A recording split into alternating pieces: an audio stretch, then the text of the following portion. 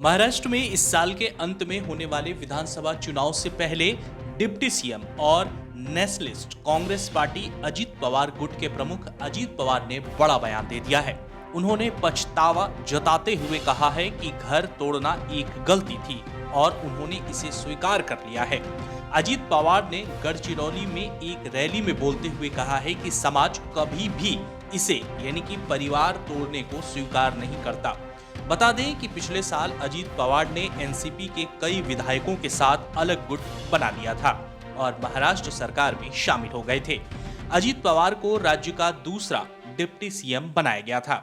इसके बाद लोकसभा चुनाव में अजीत पवार की पत्नी सुनेत्रा ने शरद पवार की बेटी सुप्रिया सुले के खिलाफ चुनाव भी लड़ा था। हालांकि सुनेत्रा जीत नहीं सकी थी।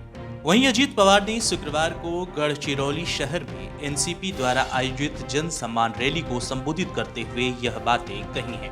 वहीं उन्होंने पार्टी नेता और राज्य मंत्री धर्मराव बाबा आत्राम की बेटी भाग्यश्री को एनसीपी में शामिल होने से रोकने का प्रयास किया है।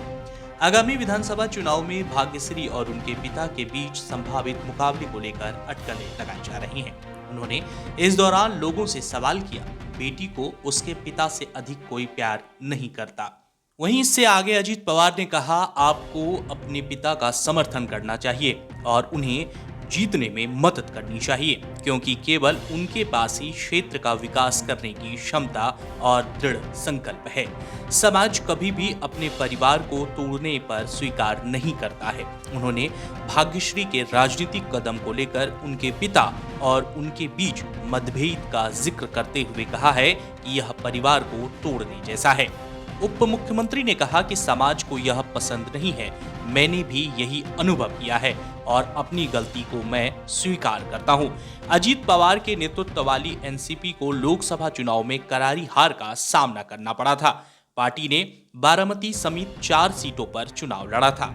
अब देखना बड़ा दिलचस्प होगा कि अपनी पत्नी को अपनी बहन के खिलाफ खड़ा करके अजीत पवार ने जो लोकसभा चुनाव में गलती की थी, क्या आने वाले विधानसभा चुनाव में अजीत पवार फिर से वही गलती को दोहराते हैं या फिर इस बार उनकी रणनीति कुछ और ही होगी। विधानसभा को लेकर इस वक्त महाराष्ट्र की राजनीति पूरी तरह से चरम पर है। बयान और शोर शराबे के बीच तारीखों का बस इंतजार हो रहा है। ब्यूरो रिपोर्ट, उद्योग राष्ट्र न्यूज।